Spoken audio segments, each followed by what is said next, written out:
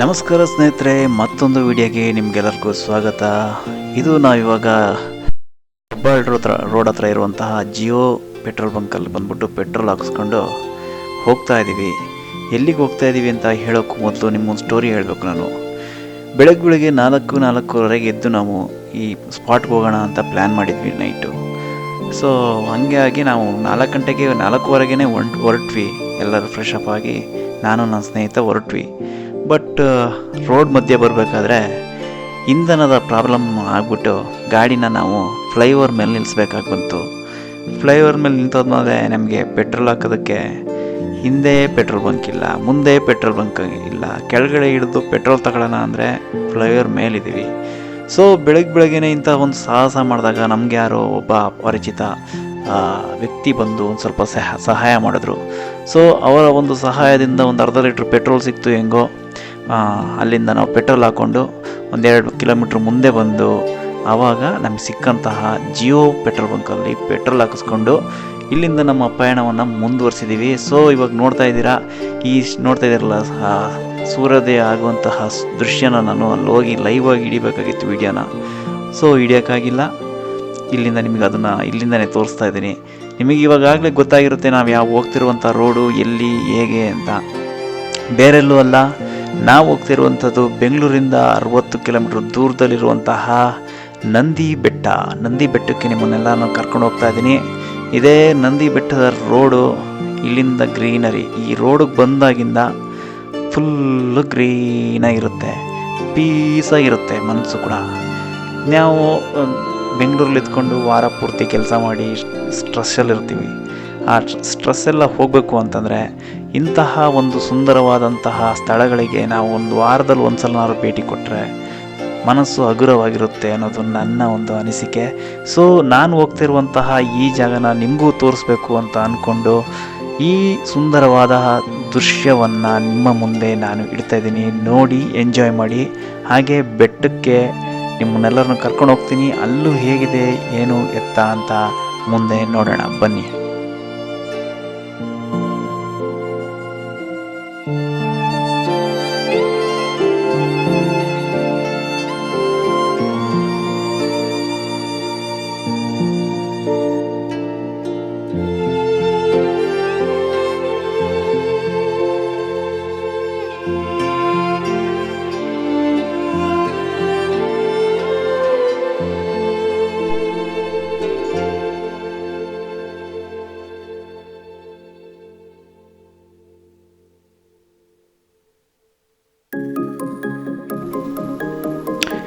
ಸ್ನೇಹಿತರೆ, ನಿಮಗೊಂದು ದೂರದಲ್ಲೊಂದು ಬೆಟ್ಟ ಕಾಣ್ತಾ ಇದೆ. ಆ ಬೆಟ್ಟ ಮಂಜಿನಲ್ಲಿ ಮುಳುಗಿ ಹೋಗಿದೆ. ಕಾಣ್ತಾ ಇದೆಯಲ್ಲ ಬೆಟ್ಟ, ಅದೇ ಬೆಟ್ಟಕ್ಕೆ ನಾವೀಗ ಹೋಗ್ತಿರುವಂಥದ್ದು. ಇದು ತುಂಬ ದೂರ, ಒಂದು 5-6 ಕಿಲೋಮೀಟ್ರ್ ದೂರದಲ್ಲಿದ್ದೀವಿ ನಾವು ಇವಾಗ. ಇಲ್ಲಿಂದನೇ ಆ ಬೆಟ್ಟ ಆ ಥರ ಕಾಣ್ತಾ ಇದೆ. ಈ ದೃಶ್ಯನ ನಾವು ಬೆಳಗ್ಗೆ ಒಂದು 5:30 ಮಿನಿಮಮ್ ಅಲ್ಲಿ ಇದ್ದಿದ್ರೆ ನಾವು ಆ ದೃಶ್ಯನ ನಿಮಗೆ ತೋರಿಸ್ಬೇಕಾಗಿತ್ತು ನಾನು ದೃಶ್ಯ ಸೆರೆ ಹಿಡಿಬೇಕು ಅನ್ನೋ ಉದ್ದೇಶದಿಂದನೇ 4 ಗಂಟೆಗೆ ಹೊರಟಿದ್ದು. ಸೊ ನಮ್ಮ ಬ್ಯಾಡ್ ಟೈಮ್ ಆಗಲಿಲ್ಲ. ಆದರೂ ಪರವಾಗಿಲ್ಲ, ಲೇಟ್ ಆದರೂ ಪರವಾಗಿಲ್ಲ. ಈ ಬರೋವಂಥ ಈ ಏನಿತ್ತು ಪ್ಲ್ಯಾನ್ ಅದನ್ನು ಕಂಪ್ಲೀಟ್ ಮಾಡಲೇಬೇಕು ಅಂತ ಹೇಳ್ಬಿಟ್ಟು ನಾನು ನಮ್ಮ ಸ್ನೇಹಿತ ಹೊರಟು ಬಂದ್ವಿ. ಸೊ ಹಾಗಾಗಿ ನಿಮಗೆಲ್ಲ ಈ ದೃಶ್ಯದ ಒಂದು ತುಣುಕು ಅದನ್ನು ಮುಂದಿನ ಭಾಗದಲ್ಲಿ ತೋರಿಸ್ತೀನಿ. ಸೊ ಅದಕ್ಕೂ ಮೊದಲು ನಂದಿ ಹಿಲ್ಸಿಗೆ ಹೋಗ್ಬೇಕಾದ್ರೆ ಹೇಗಿದೆ ಅಂತ ನಿಮಗೆ ತೋರಿಸ್ಬೇಕು ಅನ್ನಿಸ್ತು. ನೋಡಿ, ಇಂತಹ ಒಂದು ಸುಂದರವಾದ ದೃಶ್ಯನ ನೀವು ನೋಡಿರ್ತೀರ, ಆದರೆ ಇಲ್ಲಿಗೆ ಬಂದರೆ ಇದೊಂಥರ ಬೇರೆ ಥರ ಫೀಲ್ ಕೊಡುತ್ತೆ. ಆ ಕಡೆ ಈ ಕಡೆ ಮರ, ಆ ಕಡೆ ಈ ಕಡೆ ಬೆಟ್ಟ ಗುಡ್ಡ, ಅದ್ರ ಮಧ್ಯದಲ್ಲಿ ಬೈಕ್ ರೈಡ್ ಮಾಡ್ತಾ ಇದ್ರೆ ಅದ್ರ ಮಜನೇ ಬೇರೆ. ನಾನು ಸ್ನೇಹಿತರೆ ನಿಮಗೆ ಸಜೆಷನ್ ಮಾಡ್ತೀನಿ, ನಂದಿ ಹಿಲ್ಸ್ ಕಡೆ ನೀವು ಏನಾದ್ರು ಬರ್ತೀನಿ ನೋಡೋಕ್ಕೆ ಅನ್ನೋದಾದರೆ ಖಂಡಿತವಾಗಿಯೂ ನೀವು ಬೈಕಲ್ಲೇ ಬನ್ನಿ ಅಂತ ನಾನು ಹೇಳ್ತೀನಿ. ಯಾಕೆ ಅಂತಂದರೆ ಮೇನ್ ಕಾರಣ ಏನು ಅಂತಂದರೆ ನಿಮಗೆ ಮುಂದೆ ವಿಡಿಯೋ ನೋಡ್ತಾ ಗೊತ್ತಾಗುತ್ತೆ ಯಾಕೆ ನಾನು ಆ ಥರ ಹೇಳಿದೆ ಅಂತ. ಸ್ನೇಹಿತರೆ, ಇದು ನಂದಿ ಹಿಲ್ಸಿಗೆ ತಿರುಗಿಸಿಕೊಳ್ಳುವಂತಹ ಸರ್ಕಲ್. ಇಲ್ಲಿಂದ ಕೇವಲ 1-2 ಕಿಲೋಮೀಟ್ರ್ ಹೋದರೆ, ನಾವು 1 ಕಿಲೋಮೀಟ್ರ್ ಅಷ್ಟೇ ನೋಡಿ, ಇಲ್ಲಿಂದನೇ ಸ್ಟಾರ್ಟ್ ಆಗುತ್ತೆ. ಏನು ಅಂತಂದರೆ ಬೆಂಗಳೂರಲ್ಲಿ ಏನು ಟ್ರಾಫಿಕ್ ನೋಡಿರ್ತೀರೋ ಅದಕ್ಕೂ ಮೀರಿಸಿದಂತಹ ಟ್ರಾಫಿಕ್ ಇಲ್ಲಿರುತ್ತೆ. ನೋಡಿ ಬೆಟ್ಟ ಇರೋದು ಇನ್ನೂ ಅಲ್ಲಿ, ಆದರೆ ಟ್ರಾಫಿಕ್ ಇಲ್ಲಿಂದನೇ ಶುರುವಾಗಿದೆ. ಅದಕ್ಕೆ ಸ್ನೇಹಿತರೆ ನಾನು ನಿಮಗೆ ಮೊದಲೇ ಹೇಳಿದ್ದು, ನಂದಿ ಹಿಲ್ಸಿಗೆ ಏನಾದ್ರು ಬರ್ತೀನಿ ಅನ್ನೋ ಹಂಗಿದ್ರೆ ನಾರ್ಮಲ್ ಡೇಸ್ ಓಕೆ ಪರವಾಗಿಲ್ಲ, ನೀವು ಕಾರಲ್ಲಿ ಬರ್ಬೋದು. ಆದರೆ ವೀಕೆಂಡ್ಸಲ್ಲಿ ಬರ್ತೀನಿ ಅಂತಂದರೆ ಖಂಡಿತವಾಗಿಯೂ ನೀವು ಕಾರಲ್ಲಿ ಬರೋಕ್ಕೆ ಹೋಗಬೇಡಿ, ಬೈಕಲ್ಲೇ ಬನ್ನಿ ಆದಷ್ಟು ಅಂತ ಹೇಳೋದಕ್ಕೆ ನಾನು ಇಷ್ಟಪಡ್ತೀನಿ ಸ್ನೇಹಿತರೆ. ಕಾರಣ ಇಷ್ಟೇ ನೋಡಿ, ನಾವು ಬೈಕಲ್ಲಾದರೆ ಈ ಥರ ಸಂಧಿ ಗಂದಿ ಎಲ್ಲರೂ ಸಿಕ್ಬಿಟ್ರೆ ಸಾಕು, ನುಗ್ಗಿಸ್ಕೊಂಡು ಹೋಯ್ತಾ ಇರ್ಬೋದು. ಆದರೆ ಕಾರ್ ಹಂಗಲ್ಲ, ನಿಂತ ಜಾಗದಲ್ಲೇ ನಿಂತಿರಬೇಕು, ಅವ್ರ ಹಿಂದೆನೇ ಹೋಗಬೇಕು. ಎಲ್ಲೆಲ್ಲೋ ನುಗ್ಸಿದ್ರೆ ನೋಡಿ ಈಗ ಜಗಳ ಆಗ್ತಿದೆಯಲ್ಲ, ಆ ಥರ ಆಗುತ್ತೆ. ಹಾಗೆ ಸ್ನೇಹಿತರೆ ನಾವು ನೋಡಿ ಫುಟ್ಪಾತು ಅಂತಿಲ್ಲ, ಏನೂ ಇಲ್ಲ, ರೋಡೇ ಅಲ್ದಿರೋ ಕಾಲ್ ರೋಡಲ್ಲೆಲ್ಲ ಬೈಕ್ ಓಡಿಸ್ಕೊಂಡು ಆರಾಮಾಗಿ ಹೋಗಿ ಬೆಟ್ಟನ ತಲುಪ್ತೀವಿ. ಸೊ ಹಂಗಾಗಿ ನೀವು ಬರೋ ಹಾಗಿದ್ದರೆ ಖಂಡಿತವಾಗಿಯೂ ಬೈಕಲ್ಲೇ ಬನ್ನಿ, ನಿಮ್ಮ ಪಯಣ ಸುಖಕರವಾಗಿರುತ್ತೆ. ಮತ್ತು ವಾಪಸ್ಸು ನೀವು ಟೆನ್ಷನ್ ಮಾಡ್ಕೊಳ್ಳುವಂಥ ಅವಶ್ಯಕತೆ ಇರಲ್ಲ. ಯಾಕೆ ಅಂತಂದರೆ ನಿಮಗೆ 2 ಅವರು 3 ಅವರು ಇಲ್ಲೇ ವೆಯ್ಟ್ ಮಾಡಬೇಕಾಗುತ್ತೆ ಸುಮ್ಮನೆ ಈ ಟ್ರಾಫಿಕಲ್ಲಿ. ಅದ್ರ ಬದಲು ನೀವು ಬೆಳಗ್ಗೆ 4 ಗಂಟೆಗೆ ಬಂದಿರ್ತೀರ, 4 ಗಂಟೆಗೆ ಬಂದವರು 6 ಗಂಟೆಗೆ ಮೇಲ್ಗಡೆ ಹೋದರೆ ಚೆನ್ನಾಗಿ ಅನಿಸಲ್ಲ. ಸೊ ಹಾಗಾಗಿ ಇವಾಗ ನೋಡಿದ್ರಲ್ಲ, ಅಲ್ಲಿರುವಂಥ ಟ್ರಾಫಿಕ್ನೆಲ್ಲ ತಪ್ಪಿಸ್ಕೊಂಡು ನಾವು ಆರಾಮಾಗಿ ಬೆಟ್ಟನ ಹತ್ತುತ್ತಾ ಇದ್ದೀವಿ. ಆದರೆ ಇನ್ನೊಂದು ವಿಷಯ ಹೇಳ್ಬೇಕು ಸ್ನೇಹಿತರೆ, ಯಾವುದೇ ಕಾರಣಕ್ಕೂ ಡಬಲ್ಸ್ ಬರ್ತಾಯಿದ್ದೀರಾ ಅಂದರೆ ಖಂಡಿತವಾಗಿಯೂ ನೀವು 2 ಹೆಲ್ಮೆಟ್ನ ಇಟ್ಕೊಂಡು ಬರಲೇಬೇಕು. ಇಲ್ಲಿ ನೀವು ಬೆಟ್ಟ ಹತ್ತಬೇಕಾದ್ರೆ ಯಾರು ಕೂಡ ನಿಮ್ಮನ್ನು ಹಿಡಿಯೋದಿಲ್ಲ, ಯಾರು ಕೂಡ ನಿಮಗೆ ತೊಂದರೆನೂ ಕೂಡ ಕೊಡಲ್ಲ. ಆದರೆ ನೀವು ಬೆಟ್ಟ ಇಳಿಬೇಕಾದ್ರೆ 100% ನೀವು ಫೈನ್ ಕೊಟ್ಟೋದಕ್ಕೆ ತಯಾರಾಗಿರ್ಬೇಕಾಗುತ್ತೆ. ಸೊ ಇದನ್ನು ನಿಮ್ಮ ತಲೆಯಲ್ಲಿ ಇಟ್ಕೊಳ್ಳಿ, ನಿಮ್ಮ ದುಡ್ಡನ್ನು ನಿಮ್ಮಲ್ಲೇ ಉಳಿಸ್ಕೊಳ್ಳಿ ಅಂತ ಹೇಳ್ತಾ ಈ ಸುಂದರವಾದ ದೃಶ್ಯನೇ ಇನ್ನೊಂದು ಸಲ ಕಣ್ತುಂಬ್ಕೊಳ್ಳಿ. ಮಜವಾಗಿರುತ್ತೆ, ನೀವು ಕೂಡ ಎಂಜಾಯ್ ಮಾಡ್ಬೋದು. ಬನ್ನಿ ನೋಡೋಣ.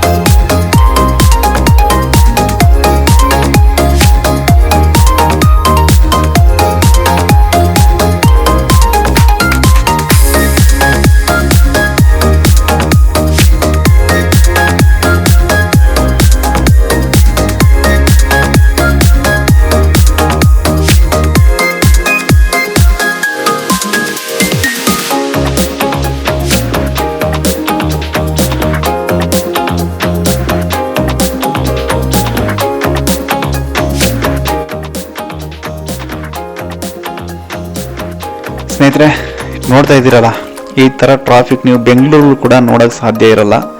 ಸೊ ಅಷ್ಟು ಉದ್ದದ ಒಂದು ಟ್ರಾಫಿಕ್ ನಿಮಗೆ ಇಲ್ಲಿರುತ್ತೆ. ಕಾರಲ್ಲಿ ಬಂದರೆ ನಿಮಗೆ ಹಿಂದ್ಗಡೆ ತೋರಿಸ್ತಾನಲ್ಲ, ಅಲ್ಲಿ ತನಕ ಎಂಡ್ ಅಷ್ಟೇ, ಕಾರ್ಗೆ ಅಲ್ಲಿ ಸ್ಟಾಪ್ ಮಾಡಿಸ್ತಾರೆ. ಯಾಕೆ ಅಂತಂದರೆ ಮೇಲ್ಗಡೆ ನಿಮಗೆ ಪಾರ್ಕಿಂಗ್ ಜಾಗ ಇರಲ್ಲ. ಸೊ ಅಲ್ಲಿ ಪಾರ್ಕಿಂಗ್ ಖಾಲಿ ಆದಮೇಲೆ ಮತ್ತೆ ನಿಮ್ಮನ್ನು ಮೇಲ್ಗಡೆ ಬಿಡ್ತಾರೆ. ಅವ್ರು ಕೆಳಗಡೆ ಬರ್ತಿದ್ದಂಗೆ ನೀವು ಇಲ್ಲಿಂದ ಇಷ್ಟು ಕಾರ್ಗಳು ಅಂತ ಮೇಲ್ಗಡೆ ಹೋಗ್ತವೆ. ಆ ಥರ ಪಾರ್ಕಿಂಗ್ ವ್ಯವಸ್ಥೆ ಅಷ್ಟೊಂದು ಇರೋದ್ರ ಕಾರಣ ಆ ಥರ ಆಗುತ್ತೆ. ನಾವು ಕೂಡ ಇದರ ಮಧ್ಯೆ ಸ್ವಲ್ಪ ರೀಲ್ಸಿಗೆ ಅಂತ ಹೇಳ್ಬಿಟ್ಟು ಮೊಬೈಲಲ್ಲಿ ವಿಡಿಯೋ ಮಾಡ್ತಾ ಇದ್ವಿ. ಆದರೆ ಸ್ನೇಹಿತರೆ ಈ ವೆದರ್ ಮಾತ್ರ ಹೇಳ್ತೀನಿ, ಈ ಟೈಮಲ್ಲಿ ಹೋದರೆ ನಿಮಗೆ ಮಸ್ತಾಗಿರುತ್ತೆ, ಸಖತ್ತಾಗಿರುತ್ತೆ.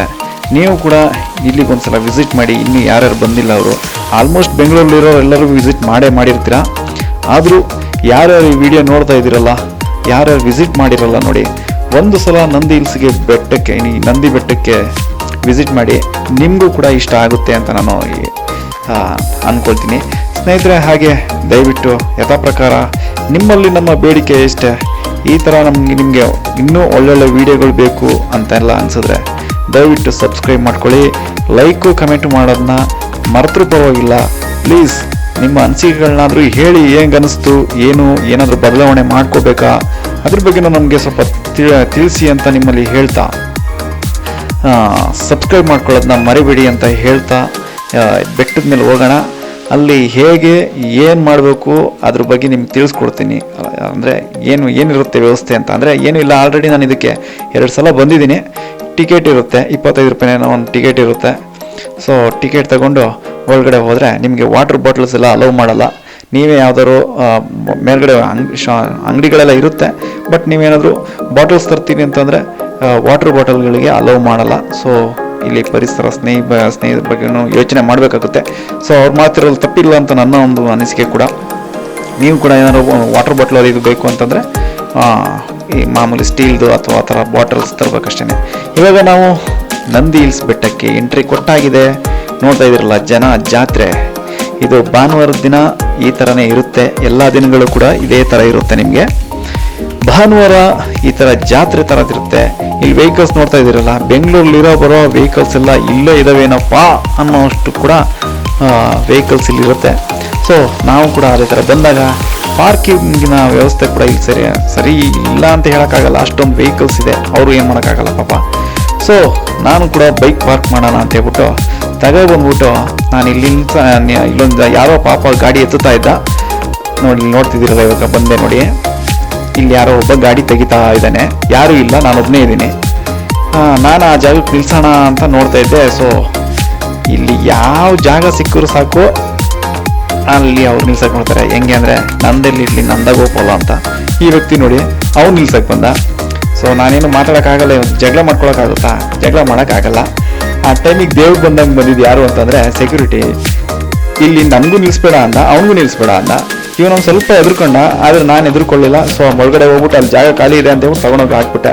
ಹೆಂಗೋ ನನ್ನ ಗಾಡಿಗೆ ಪಾರ್ಕಿಂಗ್ ಜಾಗ ಸಿಕ್ತು. ಸೊ ಪಾರ್ಕಿಂಗಿನ ತಲೆನೋವು ಕೂಡ ಮುಗೀತು. ಅಲ್ಲಿಂದ ನಾನು ನನ್ನ ಸ್ನೇಹಿತ ಬೆಟ್ಟವನ್ನು ಹತ್ತಲು ಶುರು ಮಾಡ್ತೀವಿ.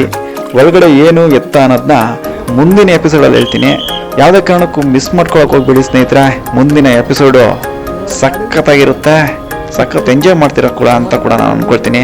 ನಿಮ್ಗೆ ನೋಡ್ತಾ ಇದ್ದೀರಲ್ಲ, ಈ ಜಾಗ ಕೂಡ ನೋಡ್ತಾ ಇದ್ದೀರಲ್ಲ, ಇದು ಬೆಂಗಳೂರಿನ ಪಾರ್ಕಿಂಗ್, ಬೆಂಗಳೂರು ವೆಹಿಕಲ್ ಪಾರ್ಕಿಂಗಲ್ಲೇ ದೊಡ್ಡ ಪಾರ್ಕಿಂಗ್ ಆಗ್ಬಿಟ್ಟಿದೆ, ಆ ಥರ ಇದೆ. ಬನ್ನಿ ಮುಂದಿನ ವಿಡಿಯೋಕ್ಕೆ ನೀವು ವೆಯ್ಟ್ ಮಾಡಿ, ಆದಷ್ಟು ಬೇಗ ಅಪ್ಲೋಡ್ ಮಾಡ್ತೀನಿ. ಈ ವಿಡಿಯೋನ ಇಷ್ಟ ಆದರೆ ಲೈಕು, ಕಮೆಂಟು, ಶೇರ್ ಮಾಡಿ, ಹಾಗೆ ಸಬ್ಸ್ಕ್ರೈಬ್ ಮಾಡ್ಕೊಳ್ಳೋದನ್ನ ಖಂಡಿತ ಮರಿಬೇಡಿ. ನಮಸ್ಕಾರ ಸ್ನೇಹಿತರೆ, ಬಾಯ್ ಬಾಯ್.